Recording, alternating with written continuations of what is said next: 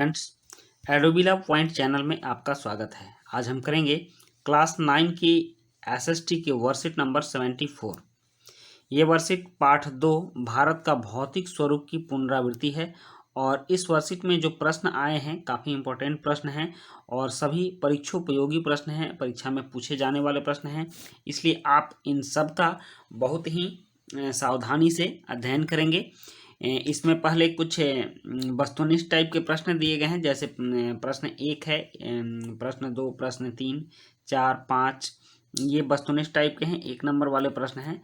और उसके बाद प्रश्न 6 है, जिसमें कि अनुच्छेद को ध्यान से पढ़ें और निम्नलिखित प्रश्नों के उत्तर दें। और तब फिर यहाँ 7, 8, 9, 10 कुछ लॉन्ग आंसर टाइप प्रश्न हैं। और सबसे पहले हम लोग इस अनुच्छेद को पढ़ लेते हैं, उसके बाद सारे प्रश्नों के उत्तर एक साथ ही देंगे। महान हिमालय के वलय की प्रकृति असममित है। हिमालय के इस भाग का क्रोड ग्रेनाइट से बना है। मतलब हिमालय जो बना है उसका जो क्रोड है, आंतरिक भाग जो है, ये ग्रेनाइट का है। ग्रेनाइट आप जानते हैं, ग्रेनाइट एक खनिजीय पत्थर, चट्टान को ग्रेनाइट कहते हैं। यह श्रृंखला हमेशा बर्फ से ढकी रहती है तथा इससे बहुत सी हिमानी नदियों का प्रभाव होता है। हिमालय पर्वत इतना ऊंचा है कि इसकी श्रृंखलाएं बर्फ से ढकी रहती हैं और इसमें से नदियां, बहुत सी नदियां निकलती हैं। ऐसे सिंधु निकलती है, ऐसे ब्रह्मपुत्र निकलती है, फिर गंगा, यमुना, सतलुज, बहुत सारी नदियां हिमालय से निकलती हैं। हिमाद्री के दक्षिण में स्थित श्रृंखला सबसे अधिक असम और हिमालय का या निम्न हिमालय के नाम से जानी जाती है। हिमालय पर्वत जो है इसका इस तरह से विस्तार है पूरब से पश्चिम में, तो इसके दक्षिण में जो श्रृंखलाएं हैं यह असम है। असम मतलब यह बराबर नहीं है, बहुत ही उबड़ खाबड़ है। और यह हिमाचल या निम्न हिमालय के नाम से जानी जाती है। मतलब हिमालय के दक्षिण वाली जो श्रृंखला है यह हिमाचल या निम्न हिमालय के नाम से जानी जाती है। इन श्रृंखलाओं का निर्माण मुख्यतः अत्यधिक संपीड़ित तथा परिवर्तित शैलों से हुआ है। इनकी ऊंचाई 3700 मीटर से 4500 मीटर के बीच तथा औसत चौड़ाई 50 किलोमीटर है। जबकि पीर पंजाल श्रृंखला सबसे लंबी तथा सबसे महत्वपूर्ण श्रृंखला है। धौलाधर एवं महाभारत श्रृंखलाएं भी महत्वपूर्ण हैं। इस श्रृंखला में कश्मीर की घाटी तथा हिमाचल के कांगड़ा एवं कुल्लू की घाटियां स्थित हैं। इस क्षेत्र को पहाड़ी नगरों के लिए जाना जाता है। तो ये आपके अनुच्छेद थे और इस अनुच्छेद से संबंधित कुछ प्रश्न हैं, जैसे हिमालय का केंद्रीय भाग किस प्रकार की चट्टानों का बना है, हिमाद्री के दक्षिण में स्थित पर्वत श्रृंखला कौन सी है, किस क्षेत्र को पहाड़ी नगरों के लिए जाना जाता है और संपीड़ित शैलें क्या होती हैं। उसके बाद 7, 8, 9, 10 दीर्घोत्तरीय प्रश्न हैं। तो चलिए अब आंसर शीट पर चलते हैं और इन सारे प्रश्नों का उत्तर एक बार जानते हैं। यहाँ पहला प्रश्न है जो कि खाली जगह को भरना है। एक स्थलीय भाग जो 3 ओर से समुद्र से घिरा हो डैश कहलाता है। तो यह प्रायद्वीप कहलाता है। जैसे कि आप देख लीजिए, भारत का जो स्थलीय भाग है, ये वाला जो क्षेत्र है, यह 3 ओर से समुद्र से घिरा हुआ है, पश्चिम में, पूरब में और दक्षिण में। तो भारत का ये क्षेत्र प्रायद्वीपीय क्षेत्र कहलाता है, तो इसी को प्रायद्वीप कहते हैं। और भारत में हिमालय पर्वत का सर्वोच्च शिखर कंचनजंगा है। कंचनजंगा सिक्किम के पास है और यह हिमालय पर्वत का सबसे सर्वोच्च शिखर है जो भारतीय भूमि पर है। और पंजाब हिमालय किन 2 नदियों के बीच स्थित है? तो इसका उत्तर है सिंधु और सतलज नदियों के बीच।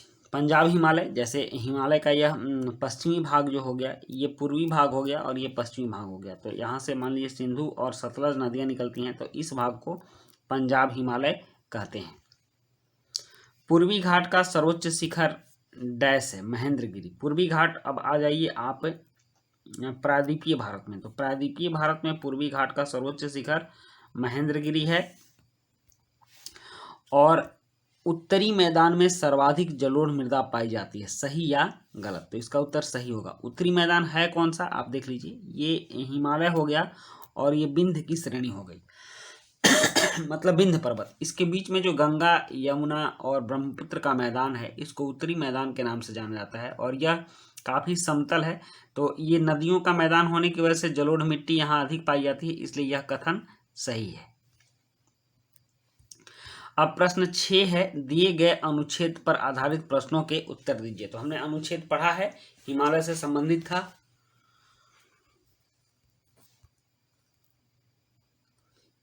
अब उस अनुच्छेद पर से संबंधित प्रश्नों के जवाब देने हैं। जैसे हिमालय पर्वत का केंद्रीय भाग किस प्रकार की चट्टानों से बना है? तो इसका उत्तर है ग्रेनाइट की चट्टानों से।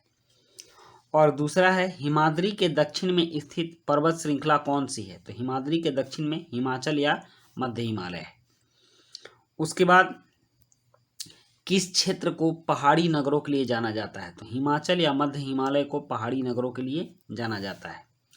और चौथा प्रश्न है, संपीड़ित सेल का निर्माण तब, सेलें क्या होती हैं? तो संपीड़ित सेल का निर्माण तब होता है जब दो प्लेट आपस में टकराती है। जैसे मान लीजिए इधर से कोई प्लेट गई और इधर से गई और ये प्लेट टकराकर ऐसे हो जाती है, तो इसको संपीड़ित सेल कहते हैं।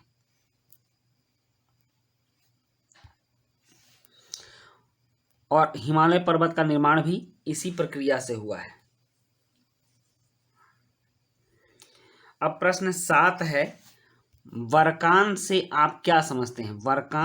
वर्खान अथवा वर्कान एक प्रकार के बालुका स्तूप हैं जिनकी आकृति अर्धचंद्राकार होती है। जब आप मरुभूमि में जाएंगे तो इस तरह की बालुका स्तूप मिलेगी जो कि अर्धचंद्राकार होती है। इधर से हवा जाने की वजह से ये चांद के आकार जैसा हो जाता है। तो इस स्थिति को जो अर्धचंद्राकार होती है इसको वर्कान कहते हैं। प्रश्न 8 है, उत्तरी मैदान सघन जनसंख्या वाला क्षेत्र क्यों है? यह क्यों होगा, क्यों है? तो इसका उत्तर है, उत्तरी मैदान के सघन जनसंख्या वाला क्षेत्र होने के निम्नलिखित कारण हैं। अनुकूल जलवायु, यहाँ की जलवायु ऐसी है कि मानवों के अनुकूल है और बहुत ही अच्छे ढंग से मानव यहाँ सर्वाइव कर पाते हैं। उपजाऊ मिट्टी है, फसलों का उत्पादन अधिक होता है, जल की उपलब्धता है, विकसित कृषि है और परिवहन के साधनों का विकास हुआ है, जिससे उत्तरी मैदान में जनसंख्या सघन है। और प्रश्न 9 है, हिमालय पर्वत का हमारे लिए क्या महत्व है? तो इसका उत्तर है, हिमालय हमारी जलवायु को प्रभावित करता है क्योंकि यह उत्तर से आने वाली ठंडी हवाओं को रोकता है। हिमालय भारत में मानसूनी वर्षा कराता है। हिमालय से अनेक प्रकार की नदियों का उद्गम होता है। और प्रश्न 10 है, हिमालय क्षेत्र तथा प्रायद्वीपीय पठार के उच्चावच लक्षणों में अंतर स्पष्ट कीजिए। तो इसका उत्तर है, हिमालय भारत के उत्तर में स्थित है जबकि प्रायद्वीपीय पठार भारत के दक्षिण में है। और दूसरा अंतर है, हिमालय चाप के आकार में है ऐसा, जबकि प्रायद्वीपीय पठार त्रिभुज के आकार में है। और प्रायद्वीपीय पठार इस तरह से त्रिभुज के आकार में है। हिमालय को 3 भागों में बांटा जा सकता है, हिमाद्री, हिमाचल तथा शिवालिक। प्रायद्वीपीय पठार के मुख्य भाग हैं मध्य उच्चभूमि तथा दक्कन का पठार। हिमालय की ऊंचाई अधिक है जिसकी सर्वोच्च ऊंची चोटी 8,848 मीटर है, जबकि प्रायद्वीपीय पठार की ऊंचाई कम है जिसकी सर्वोच्च चोटी अनाईमुड़ी 2,695 मीटर है। हिमालय पर्वत से सदावाहनी नदियां निकलती हैं। सदावाहनी नदियों का मतलब होता है जिसमें सालों भर जल रहता है, जबकि प्रायद्वीपीय पठार की अधिकांश नदियां मौसमी होती हैं। तो बच्चों, इस तरह से हमने सारे प्रश्नों के उत्तर कर लिए और ये सभी परीक्षा में पूछे जाने वाले प्रश्न हैं, इंपॉर्टेंट प्रश्न हैं, इसलिए आप इनका अच्छे ढंग से अध्ययन कीजिएगा। तो मिलते हैं नेक्स्ट वीडियो में। वीडियो अच्छी लगी हो तो लाइक, सब्सक्राइब, कमेंट जरूर कीजिएगा और अपने दोस्तों के बीच भी शेयर कीजिएगा। Thank you.